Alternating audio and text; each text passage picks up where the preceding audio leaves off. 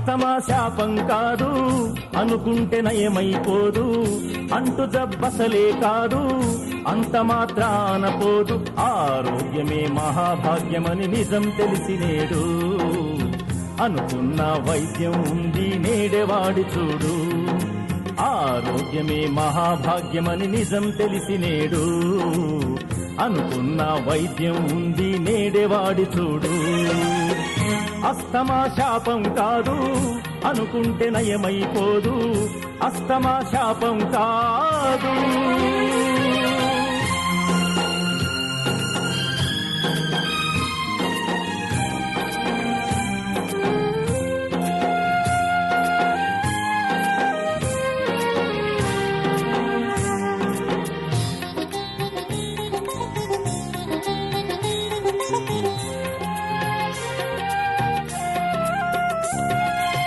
కాలుష్యం పెనుభూతం నీ శ్వాసకు శత్రువుగా, పరిసర ప్రాంతాల మలినం నిన్ను చంపే శక్తులుగా, క్షణం క్షణం నీ ఊపిరి బూయల నూపే మృత్యువుగా, దినం దినం నీ బ్రతుకును నిలువున కాల్చే నిప్పులుగా. గాలి నువ్వు పీల్చగలేవు, పీల్చినా వదలగలేవు, మనిషిలో మనిషిగలేవు, మారు మాట్లాడగలేవు, ఉబ్బసమన ఈ ఊబిలోనను ఊగిసలాడేవు. అస్తమా శాపం కాదు అనుకుంటే నయమైపోదు, అస్తమా శాపం కాదు.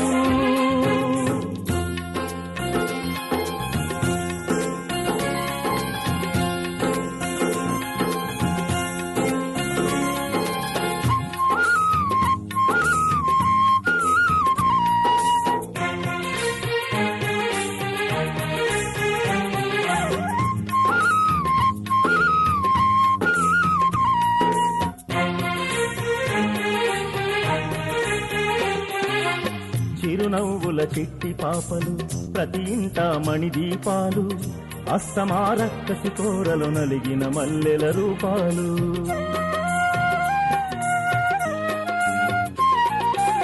చిరునవ్వుల చిట్టి పాపలు ప్రతి ఇంట మణిదీపాలు, అస్తమా రక్కసి కోరలు నలిగిన మల్లెల రూపాలు. చెవుమని అరవక ముందే చనుబాలు ముట్టక ముందే ఉబ్బసం పసి హృదయాన్ని అగ్నిలా చుట్టేసిందే, ఆకలి దప్పుల చీకటి వెలుగుల బ్రతుకైపోయిందే, నవ్వులు చిందే నందన గృహము నరకం అయిందే. అస్తమా శాపం కాదు అనుకుంటే నయమైపోదు, అస్తమా శాపం కాదు.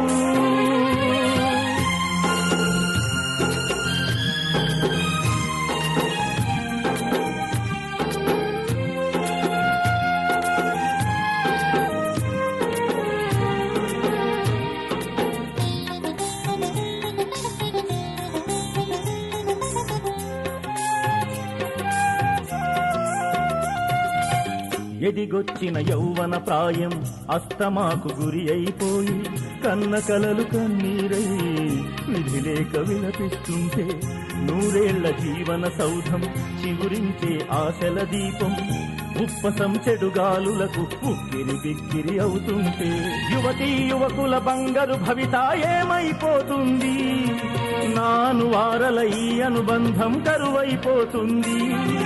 ప్రాణవాయువును ప్రసాదించెను దైవం మనకు వరం, ప్రతి మనిషి ఇది సమాన హక్కుగా పొందుట నీ లక్ష్యం. అస్తమా శాపం కాదు అనుకుంటే నయమైపోదు, అస్తమా శాపం కాదు. శ్వాస పుస్తకావిష్కరణ సభలో భారత మాజీ ఉపరాష్ట్రపతి శ్రీ ముప్పవరపు వెంకయ్యనాయుడు ముఖ్య అతిథిగా హాజరై పుస్తకాన్ని ఆవిష్కరించారు. ఈ సందర్భంగా ఆయన మాట్లాడుతూ, ఇన్ని సంవత్సరాలుగా వైద్యుడిగా ప్రజాసేవ చేస్తూ ప్రజలకు ఎల్లప్పుడూ అందుబాటులో ఉండి వారి ఆరోగ్యం కోసం నిరంతరం తప్పిస్తున్న డాక్టర్ విష్ణున్రావు గారిని హృదయపూర్వకంగా అభినందిస్తున్నాను. ప్రతి ఒక్కరూ ఆరోగ్యంగా జీవించాలంటే, అనారోగ్యాల బారిన పడకుండా ఉండాలంటే ఈ పుస్తకం ఎంతో ఉపయోగకరంగా ఉంటుంది. ప్రాపంచిక పరిజ్ఞానంతో పాటు వైద్యశాస్త్రంలో తన సుదీర్ఘ అనుభవాలను మేళవించి డాక్టర్ గారు ఈ అద్భుతమైన పుస్తకాన్ని రచించారు. నేను ఎప్పుడో ఒక మాట చెబుతుంటాను, ఇష్టపడిన పనిని కష్టపడి చేస్తే నష్టపడేది లేదు. ఇది నా స్వంత అనుభవం. అలాగే నేను మరో మాట కూడా చెబుతుంటాను.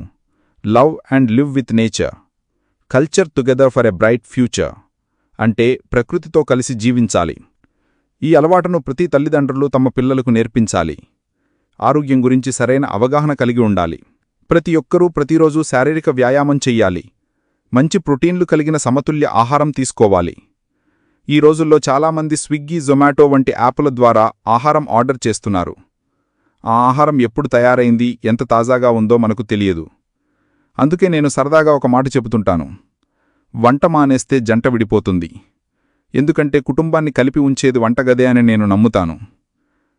ఇది సరదాగా చెప్పిన మాట మాత్రమే కాదు. మనం ఇంట్లో ప్రేమతో పరిశుభ్రంగా తయారు చేసిన ఆహారాన్ని తినాలి. ప్రోటీన్ ఉన్న ఆహారాన్ని రొటీన్గా తీసుకోవాలి. ఇన్స్టెంట్గా దొరికే ఆహారాన్ని అలవాటు చేసుకుంటే కాన్స్టెంట్గా జబ్బుల బారిన పడే ప్రమాదముంటుంది. ప్రకృతిలో లభించే కూరగాయలు, ఆకుకూరలు, పండ్లు ఎక్కువగా తీసుకోవాలి. ప్రకృతితో కలిసి జీవించాలి. ఉదయాన్నే కొంత సమయం వ్యాయామానికి కేటాయించాలి. సూర్యాస్తమయానికి వీలైనంతవరకు పనులు ముగించుకుని కుటుంబ సభ్యులతో సమయం గడపాలి. నాకు జీవితంలో వచ్చిన ప్రాపంచిక జ్ఞానం చాలా వరకు మా తాతయ్య, అమ్మమ్మల నుంచే వచ్చింది. వారికి జీవిత సత్యాలు తెలుసు. అందుకే పిల్లలు తల్లిదండ్రులతో పాటు ఇంట్లోని పెద్దలతో కూడా సమయం గడపడం చాలా అవసరం. నేను రాజ్యాంగబద్ధమైన పదవి నుంచి విరమణ చేసిన తర్వాత మరింతగా ప్రజల్లోకి వెళుతున్నాను. నేను ఎప్పుడు చెబుతుంటాను, రిటైర్డ్ బట్ నాట్ టైర్డ్ అంటూ. నేను పదవీ విరమణ చేశాను కాని పెదవి విరమణ చెయ్యలేదు. ఎందుకంటే నాకు తెలిసిన జ్ఞానాన్ని యువతరానికి అందించాలనే కోరిక ఎప్పటికీ ఉంటుంది. ఒకసారి ఎవరో నన్నడిగారు, దేశభక్తి అంటే ఏమిటి అని. నేను చెప్పాను, ఎవరి పని వారు నిజాయితీగా చెయ్యడమే దేశభక్తి. ధర్మబద్ధమైన జీవితం, 10 మందికి ఉపయోగపడే జీవితం, మనకు తెలిసిన జ్ఞానాన్ని ఇతరులతో పంచుకునే జీవితం, ఇదే నిజమైన జీవిత సార్థకత. డాక్టర్ విష్ణున్రావు గారు అదే చేస్తున్నారు. అనేక సంవత్సరాలుగా మిర్యాలగూడలో వైద్యసేవలు అందిస్తూ చుట్టుపక్కల గ్రామాల్లో పర్యటించి జబ్బులు రాకుండా ఎలాంటి జాగ్రత్తలు తీసుకోవాలో ప్రజలకు అవగాహన కల్పించారు. ఇది ఎంతో అభినందించదగ్గ విషయం. నా అభిప్రాయమేమిటంటే, మిగతా వైద్యులు కూడా వారానికి కొంత సమయాన్ని కేటాయిస్తూ గ్రామాల్లో ఆరోగ్య అవగాహన కార్యక్రమాలు నిర్వహిస్తే సమాజానికి ఎంతో మేలు జరుగుతుంది. ప్రజలు డాక్టర్ను దేవుడిలా భావిస్తారు. అలాంటి విశ్వాసాన్ని ప్రజల ఆరోగ్యాభివృద్ధికి వినియోగిస్తే సగం జబ్బులను నివారించవచ్చు. నేనెప్పుడూ చెబుతుంటాను, పెంచుకో, తర్వాత పంచుకో. పెంచుకోకుండా పంచుకుంటే పంచమాత్రమే మిగులుతుంది. అందుకే జ్ఞానాన్ని పెంచుకోవాలి, సంపదను పెంచుకోవాలి, అనుభవాన్ని పెంచుకోవాలి. తర్వాత వాటిని సమాజంతో పంచుకోవాలి. అదే పరిపూర్ణ జీవితం. మన జీవితంలో సేవ ఒక భాగం కావాలి. భారతీయ సంస్కృతి, పురాణాలు, మన పూర్వీకుల జీవన విధానం మనకు నేర్పింది సర్వధర్మ సమభావం, మాతృదేశానికి వందనం, పక్కవారితో పంచుకోవడం. Share and care is the core of Indian philosophy. Doctor Vishnunrao garu ఈ భారతీయ ధర్మాన్ని ఆచరణలో చూపిస్తున్నారు. తనకు తెలిసిన జ్ఞానాన్ని సమాజంతో పంచుకుంటూ ఈ అద్భుతమైన పుస్తకాన్ని అందించారు.